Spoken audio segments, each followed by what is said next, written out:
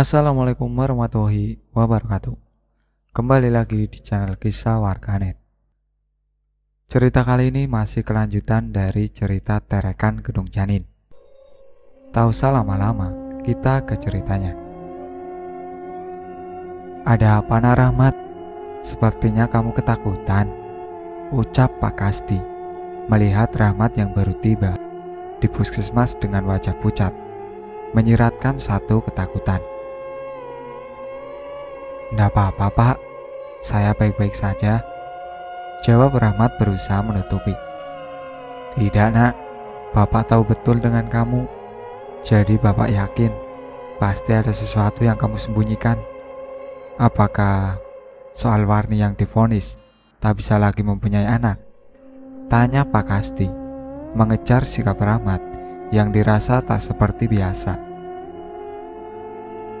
Rahmat terdiam, matanya menatap lurus ke arah pintu kamar tempat Warni terbaring ditemani Mbok Nga dan salah satu kerabat dekatnya. Nafasnya masih terlihat menderu pelan, mengiringi keraguan saat ingin menceritakan semua yang baru ia alami. Pak Kasti sendiri hanya menatap penuh iba pada sosok Rahmat, menantu yang ia kenal pendiam dan sangat sabar dalam segala hal. Dadanya ikut bergemuruh melihat kilatan beban yang begitu besar dan berat dari wajah Rahmat. Setelah beberapa kali mengalami kejadian aneh, sampai akhirnya memuncak dengan kehilangan calon buah hati yang lama ia dambakan. Satu helaan nafas panjang terdengar dari Rahmat sebelum wajahnya berpaling dan menatap lekat pada raut penuh kerutan milik mertuanya. Jujur, saya terpukul dengan keadaan Warni Pak. Tapi saat ini, bukan hanya itu yang menjadi beban bagi saya. Lirih dan berserak suara Rahmat, mencoba mengawali ungkapan beban yang ia tahan. Beban apa lagi yang kamu rasakan nak? Ceritalah, supaya Bapak tahu dan bisa sama-sama mencari solusinya, sahut Pak Kasti antusias. Saya rasa rumah itu akan saya jual saja Pak. Saya dan Warni harus pindah dari tempat itu. Sedikit terkejut Pak Kasti mendengar ucapan Rahmat. Ia terdiam dan sebentar tertunduk sebelum kembali menegak kala mendengar Rahmat mulai bercerita. Bercampur aduk saat itu pikiran Pak Kasti yang dengan seksama mendengarkan semua kejadian tengah diceritakan Rahmat. Perasaannya menjadi tak enak, penuh sesal dan malu setelah Rahmat mengakhiri cerita panjangnya. Cerita petaka buah dari kecongkakan darah dagingnya sendiri mengakibatkan bertubi-tubi bencana pada suami dan orang lain. Nak Rahmat, kamu yang kuat. Maafkanlah Warni, maafkan juga Bapak yang tak bisa mengendalikannya, ucap Pak Kasti setelah Rahmat merampungkan cerita dan sama-sama terdiam. Tidak Pak, Bapak tidak bersalah. Justru sayalah yang seharusnya bertanggung jawab. Sayalah yang pantas disalahkan karena saya sendiri gagal untuk menjadi pelindung bagi Warni, sahut Rahmat seraya menggelengkan kepalanya pelan. Kita berdoa saja, semoga setelah ini Warni bisa menyadari kesalahan dan kekeliruan serta bisa merubah cara berpikirnya, tukas Pak Kasti dengan mendoakan penuh pengharapan yang diamini Rahmat. Percakapan dengan bumbu musyawarah antara Rahmat dan Pak Kasti berlanjut sampai suara tarhim terdengar dari masjid besar yang terletak di sebelah kantor kecamatan. Dengan keputusan Rahmat dan Warni untuk sementara tinggal bersama Pak Kasti dan Mbok Nga sebelum rumah yang menjadi saksi kelam kehidupan Rahmat terjual. Akan tetapi, rupanya hal itu tak mulus berjalan, kembali dan lagi, Rencana yang sudah membulat antara Rahmat dan Pak Kasti tertunda dengan sikap Warni. Berawal dari kesadaran Warni sore itu, setelah lebih dari 30 jam, ia pingsan. Sesaat Warni menangis pilu, penuh kesedihan, mendengar kejadian yang sudah merenggut janin dan rahimnya. Ia terlihat teramat trauma dan seperti belum bisa menerima kenyataan. Namun di balik itu semua, satu kilatan amarah dan dendam tampak menggurat tajam dari sorot matanya. Selama 4 hari, Warni dirawat dan mulai membaik. Tapi selama itu juga, ia lebih banyak terdiam dan seperti enggan berucap. Perubahan sikapnya itu sempat disambut positif oleh Rahmat dan kedua orang tuanya, yang sangat berharap akan perubahan sifat dan cara berpikir Warni setelah mengalami kejadian itu. Namun, mereka rupanya salah dalam menyikapi diamnya Warni. Hal itu tercermin tepat di hari kelima, ketika keadaannya semakin membaik dan diizinkan pulang dengan menjalani berobat jalan. Saat itulah Rahmat mengutarakan keinginan yang telah disetujui Pak Kasti dan Mbok Ngah.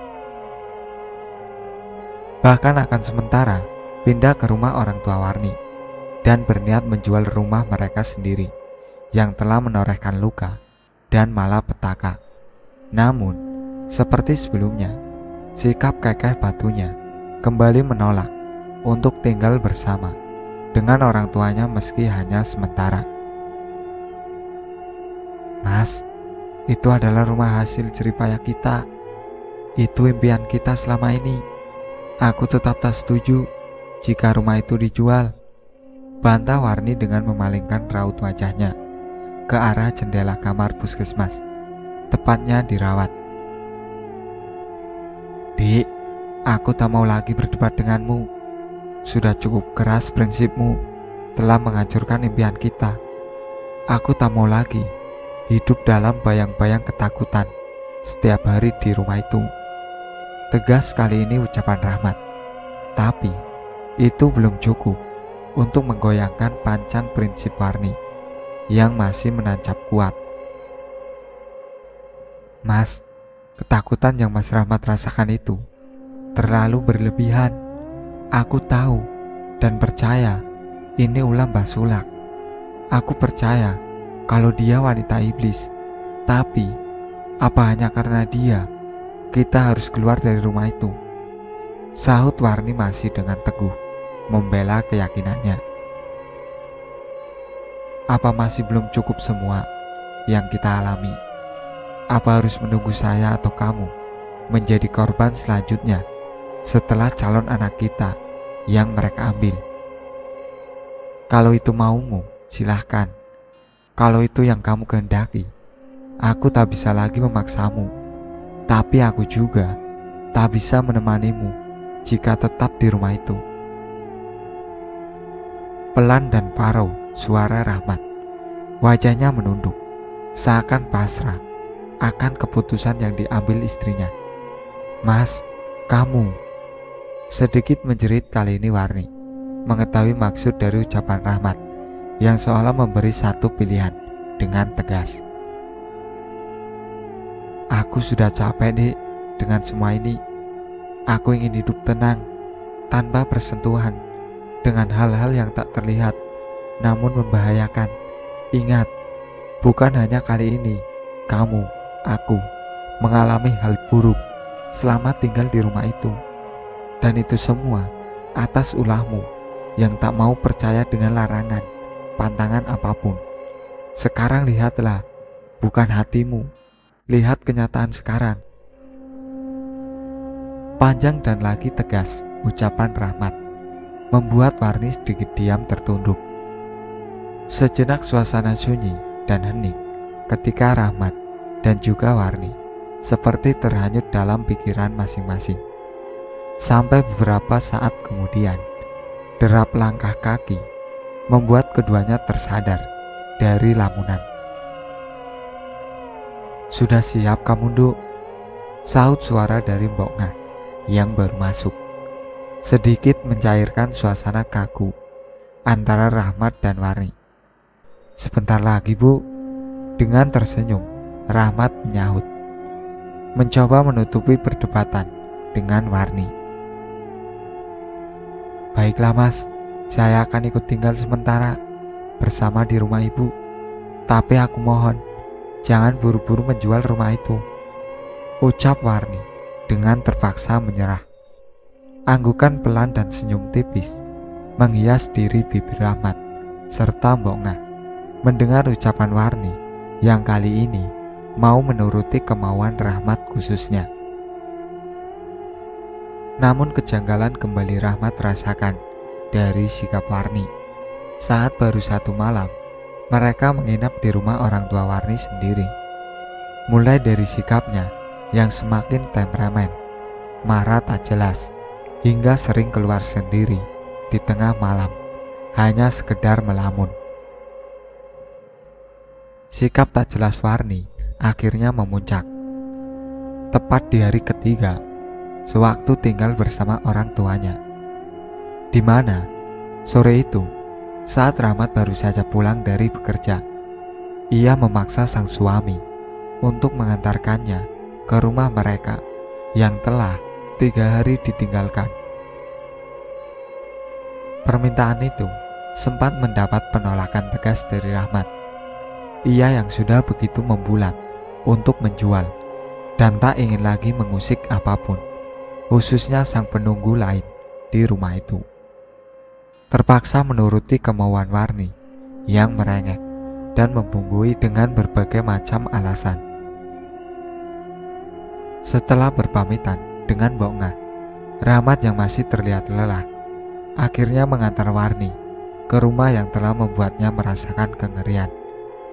Bayang ketakutan seketika melintas dalam benak Rahmat ketika baru saja sampai di halaman. Memaksa memori di kepalanya spontan memutar kembali kelebatan kejadian menakutkan, mengerikan, dan memilukan. Rahmat yang berjalan di belakang Warni sedikit ragu untuk ikut masuk ke dalam. Rasa takut begitu menggambar jelas pada raut wajahnya. Saat Warni membuka pintu, memunculkan bayangan sosok Mbah Sulak serta sosok wanita berambut panjang, bermata putih rata. Meski itu hanya bayangan sepintas, namun dalam hati Rahmat merasa seperti nyata dan seolah menjadi suatu tanda isyarat. "Mas, kenapa kamu kok seperti takut gitu?" tanya Warni melihat wajah Rahmat menegang dan seolah enggan untuk ikut masuk. "Entahlah Dik, perasaanku tiba-tiba saja tak enak," sahut Rahmat pelan. "Ya sudah, kalau begitu biar aku saja yang masuk," ujar Warni. "Ya sudah, kamu cepat ambil pakaian dan kebutuhanmu, aku tunggu di sini." Warni akhirnya melangkah masuk tanpa berkata apapun lagi setelah mendengar jawaban dan perintah Rahmat yang saat itu memilih duduk di kursi kayu teras depan, menatapi jalan sepi depan rumahnya seperti biasa ia saksikan di kala waktu senja. Beberapa menit, ratusan detik telah berlalu, namun belum ada tanda Warni selesai mengemasi barang-barang miliknya dan keluar. Membuat Rahmat yang menunggu semakin merasai kegusaran yang sejak awal menghantui perasaannya. Sebentar Rahmat bangkit, sekedar ingin membuang kegelisahan sambil menunggu dengan menatapi langit redup dari halaman. Tapi hal itu tak membuahkan hasil. Justru saat mengetahui langit semakin beranjak kelam, Rahmat semakin dirundung rasa tak nyaman. Apalagi mengingat akan hal-hal menyeramkan yang ia alami dulu. Hampir kesemuanya di waktu tepat seperti saat sekarang. membuat perasaannya tak karuan. Rahmat akhirnya memutuskan untuk masuk ke dalam, berniat melihat dan membantu Warni. Langkahnya sempat terhenti sejenak saat tubuhnya baru memasuki ruang tamu. Kala itu, Rahmat merasakan betul hawa dalam rumah yang berubah, yang baru ditinggal 3 hari. Terasa begitu sinung dan sedikit lembab. Namun, Rahmat tetap meneruskan melangkah masuk, menepis pikiran liar, serta menekan rasa takutnya. Gemuruh degup jantung Rahmat seakan terpacu kencang ketika melihat kamarnya dalam keadaan kosong. Tak ada sosok istrinya, tak ada tas maupun ransel yang dibawa Warni untuk mengemas barang kebutuhannya. Yang ada saat itu hanya bau wangi kembang Kamboja menyengat, serta keredupan dari cahaya lampu kamar. Bingung dan panik mulai menghinggapi Rahmat yang tak mendapati sosok istrinya. Padahal, dalam hitungan waktu menurut pikirannya, seharusnya Warni sudah selesai mengemasi barang-barang miliknya. Rahmat akhirnya meninggalkan kamar dan mencoba mencari Warni ke arah belakang. Melangkah penuh rasa khawatir sambil memanggil-manggil pelan. Namun sesampainya di dapur, ruang terakhir dalam rumahnya, sosok Warni juga tak dijumpai. Bahkan, suara panggilan yang masih terus keluar dari mulutnya juga tak bersaut meski sudah mengeras dan lantang.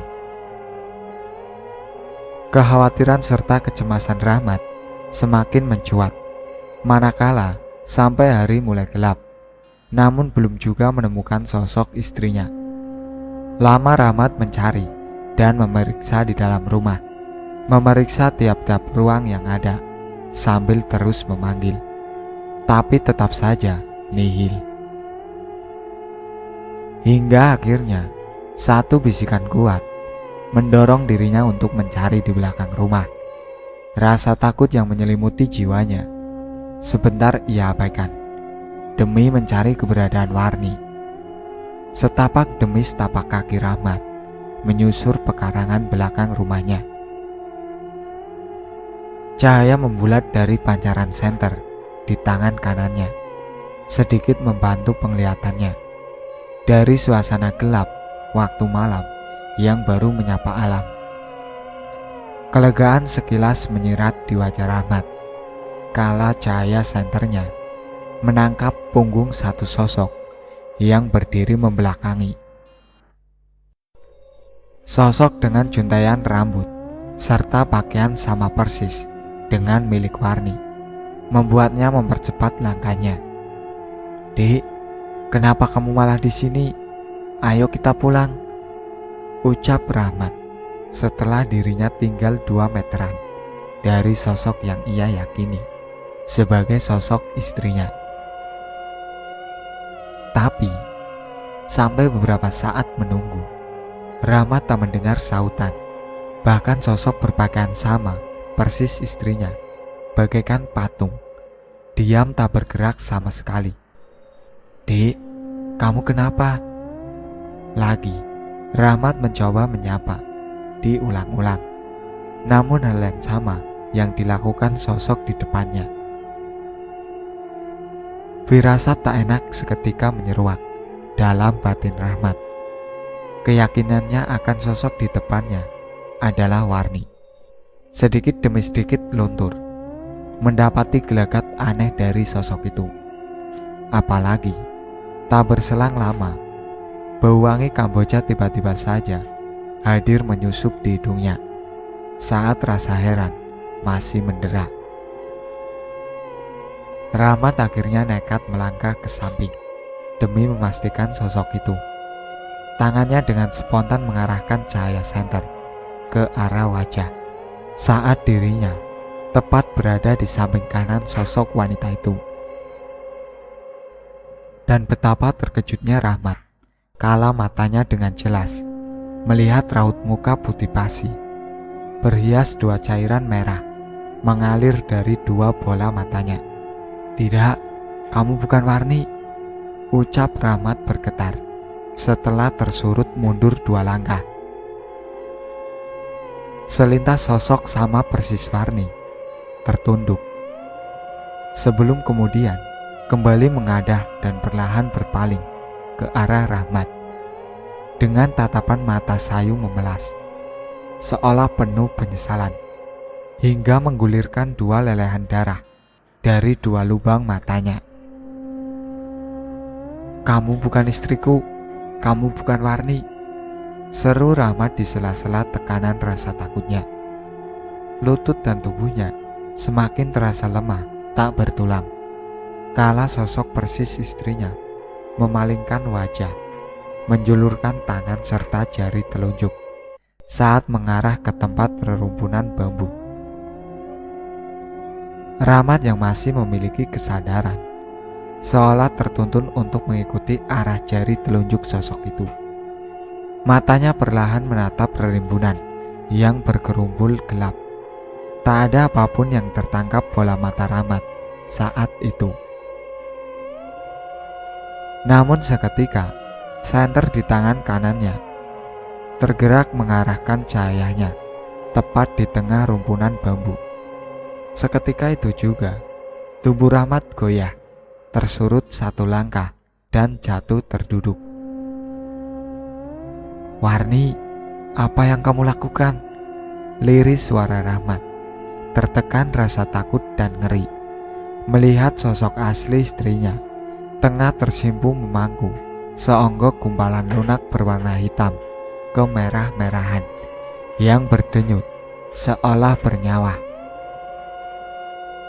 Tawa melengking sesaat kemudian terdengar dari sosok wanita yang berdiri di depan Rahmat, mengalihkan kembali mata Rahmat untuk menatap padanya. Lagi-lagi Rahmat terkesiap tanpa ekspresi, manakala sosok yang awal dirinya lihat berwujud sama persis dengan istrinya telah berubah menjadi sosok wanita bergaun putih panjang, bermata putih rata. Pulanglah, istrimu sudah tak bisa keluar dari sini membawa nyawanya, karena istrimu sudah terlanjur lancang, terlalu berani, ingin merusak tempat tinggal anak-anak ini. Satu bentakan keras dari arah samping kiri kembali mengentak jiwa Rahmat, tepat setelah tawa nyaring melengking berhenti. Bentakan dari sosok wanita tua berambut putih menjuntai acak-acakan sambil menyorotkan tatapan tajam ke arahku. Tak hanya itu, tak berapa jauh dari sosok yang tak lain adalah Mbah Sulak. Puluhan sosok bocah beragam bentuk berdiri berjejer di belakang dan samping. Wajah-wajah mereka menyirat kengerian. Mata mereka yang sebagian juling dengan tanda bulatan hitam serta derai lelehan mengering kemerahan di pipi, menunjukkan kemarahan yang tertahan, membuat diri Rahmat seolah tak lagi merasa berada di alam dunia nyata. Wajah Rahmat yang sudah bagai kapas tertunduk, matanya mengerjap erat, bibirnya terkatup rapat, tapi tak mampu menutup dan menahan telinganya untuk tak mendengar tawa ngikik dari sosok wanita berambut panjang menyapu tanah dan riuh gemuruh suara puluhan sosok bocah yang ikut mengiring langkah Mbah Sulak mendekati sosok tersimpuh Warni. Ingin rasanya Rahmat segera bisa meninggalkan tempat itu, namun tubuhnya sudah terasa seperti tak teraliri darah, kaku membeku. Jangankan untuk berlari, berdiri pun rasanya Rahmat tak lagi sanggup. Akan tetapi hal itu tak berlangsung lebih lama, sebab berselang beberapa saat kemudian, satu pemandangan di depan di mana sosok istrinya tersimpuh, jiwa Rahmat kembali bergejolak hebat. Tubuhnya seketika memanas, mendapati satu jeritan menyayat istrinya. Kala beberapa sosok anak kecil bermata juling putih rata menyeret dengan paksa tubuh Warni masuk ke dalam rumpunan bambu. "Tidak, jangan bawa istriku, hentikan!" teriak Rahmat, lirih tertahan. Namun semua itu sia-sia. Tubuh Warni terus saja terseret masuk, meninggalkan suara ratapan memilukan. Sebelum tertutup kabut tipis mengepul dari tempat hilangnya tubuh Warni bersama puluhan sosok bocah dan basulak, menyisakan sosok Nyai yang kembali tertawa nyaring melengking ketika melihat Rahmat tak berdaya.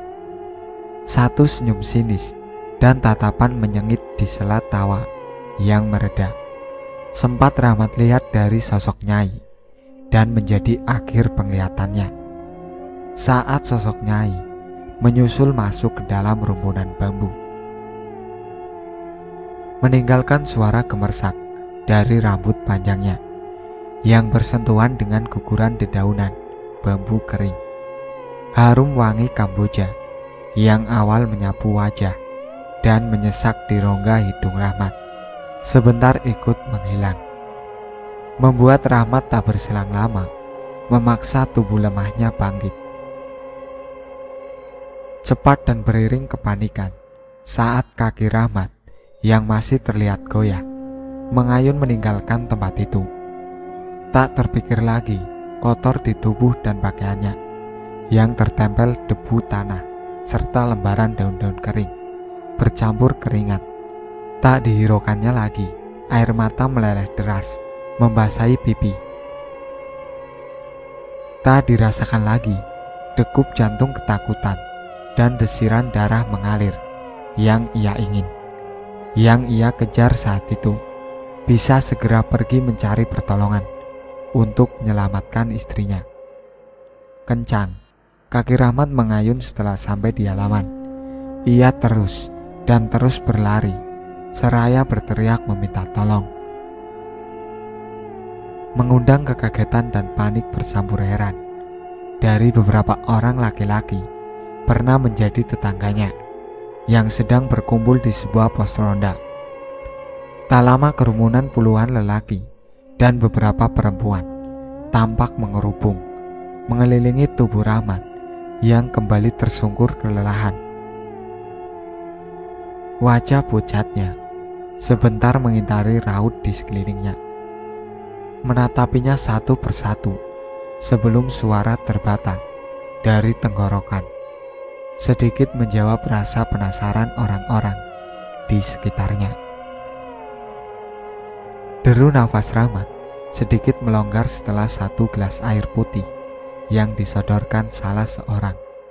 Ia teguk tak bersisa. Tapi tak lama, raut tangisnya pecah saat teringat kejadian yang menimpa istrinya.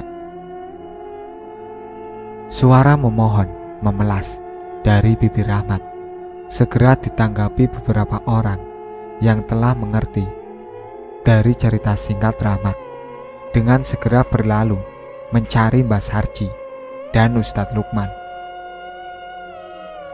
Selang 15 menit, tampak sosok Mbah Sarji dan Ustadz Lukman datang beriringan, lalu segera beranjak meninggalkan tempat itu setelah mendengar penjelasan ringkas Rahmat.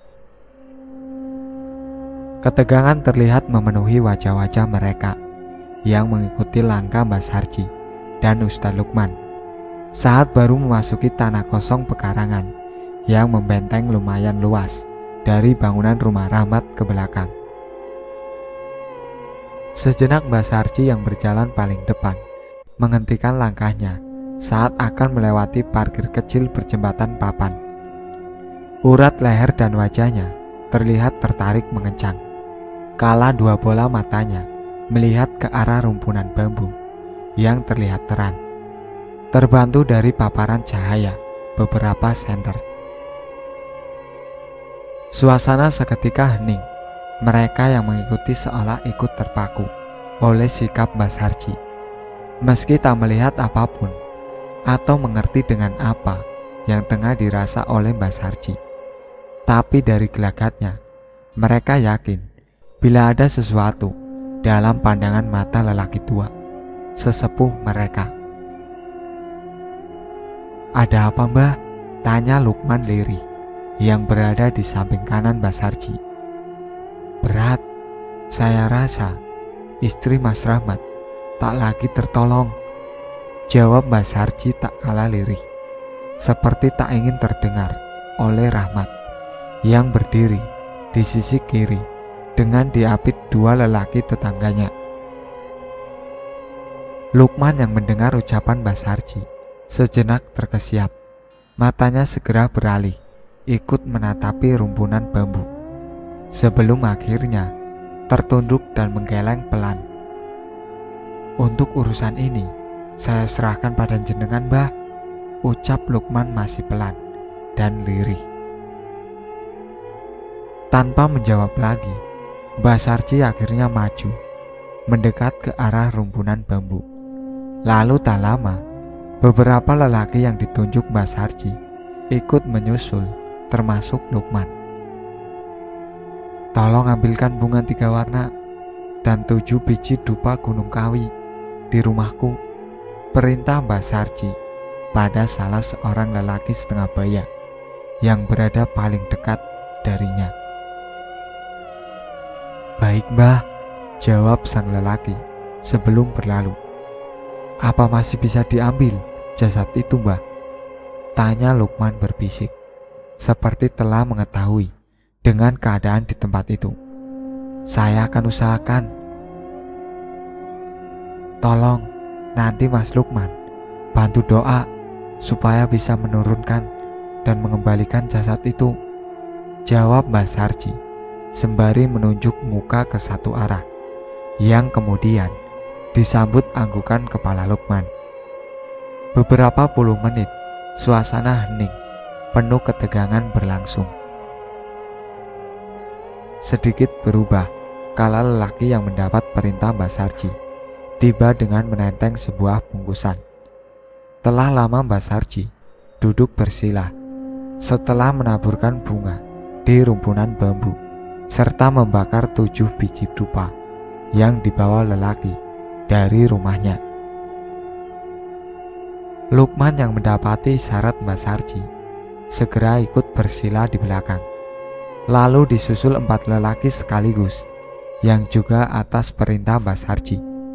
Detik, menit telah dilalui Rahmat serta orang-orang yang menunggu Mbah Sarji, Ustadz Lukman, dan beberapa orang lainnya penuh ketegangan. Hawa anyep sangat dirasakan semua orang di tempat itu. Debaran rasa takut memenuhi raut mereka yang mulai terbasahi buliran-buliran bening keluar dari pori-pori kulit masing-masing. Apalagi kepulan asap menebarkan bau wangi khas dari 7 buah dupa yang terbakar, semakin membuat jantung dan dada mereka berdegup gemuruh tak beraturan. Hanya Rahmat kala itu yang sudah seperti hilang rasa takut di hatinya. Wajahnya terlihat lekat menyirat kecemasan, menanti dan berharap istrinya bisa diselamatkan. Namun harapannya bertolak dengan kenyataan yang diterimanya beberapa waktu kemudian. Berawal dari suara gemersak keras dalam rumpunan bambu. Lalu tak lama disambut satu jeritan dari salah seorang lelaki yang berdiri paling depan atau tepat di sisi parit kecil, membuat suasana seketika gaduh hingga membuat Mbah Sarji, Lukman, dan 4 orang yang tengah duduk bersila spontan berdiri.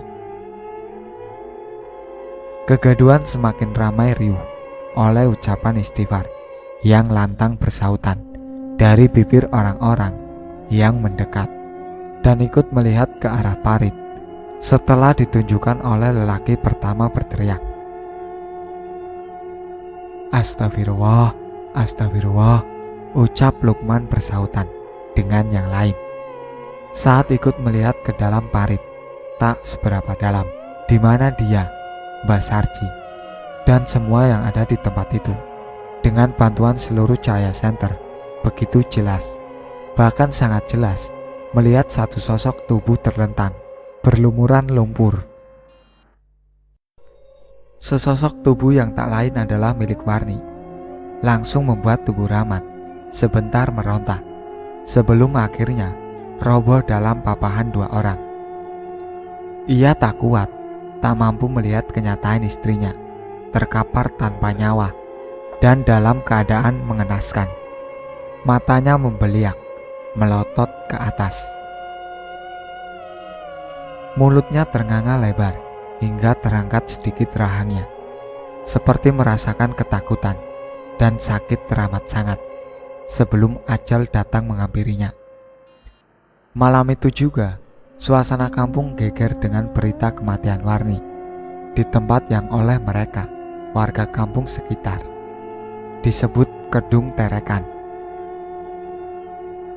di mana sebutan itu tersemat lekat sebab cerita masa lalu yang mengerikan. Tempat yang sempat kengeriannya mereda beberapa tahun, kini kembali menjadi buah bibir setelah menelan korban atau mengambil nyawa Warni. Namun, dari semua itu, dari segala malapetaka yang menimpa Warni, sampai pada kematiannya yang tragis, tak banyak rasa simpati ditunjukkan warga sekitar. Mereka lebih pada rasa takut akan tempat yang kembali atau bahkan semakin mereka anggap angker setelah kematian Warni malam itu. Penyesalan, kesedihan menggurat jelas di wajah Rahmat. Matanya tak lepas tertumpu pada sosok jasad istrinya di sepanjang jalan hingga tiba di rumah Mbok Ngah dan Pak Kasdi. Isak tangis jerit histeris memilukan. Membahana saut menyaut di dalam rumah tembok bercat kuning milik Pak Kasdi setelah kedatangan tubuh kasar Warni anaknya tanpa nyawa. Hingga sampai pada proses pensucian, pengkafanan, dan pelaksanaan fardu kifayah, Rahmat mengikuti dengan diam. Pikirannya kosong, jiwanya terguncang melihat kenyataan istrinya telah terbujur berbalut kain putih berikat tali-tali kecil menguncup di atas kepala, berias kapas-kapas putih di beberapa bagian tubuhnya, menebarkan wangi khusus dan khas pada jasad, menandakan satu isyarat, lambaian dan salam perpisahan untuk dunia beserta isinya yang selama ini ia kejar, ia banggakan, namun tak lagi memberi arti apapun. Apalagi saat seenggok tubuh yang dirawatnya sewaktu bernafas tertanam paksa di dalam tanah berukuran sempit tanpa cahaya. Tak satupun barang kebanggaan yang ia dapat ia beli dari hasil jerih payahnya, menemani tidur panjang di tempat gelap dalam kesendirian. Itulah akhir cerita dari Terekan Kedung Janin yang ditulis oleh Mas Ruwa Faki. Sekian dari saya. Wassalamualaikum warahmatullahi wabarakatuh. Jangan lupa like, komen, dan subscribe channel ini.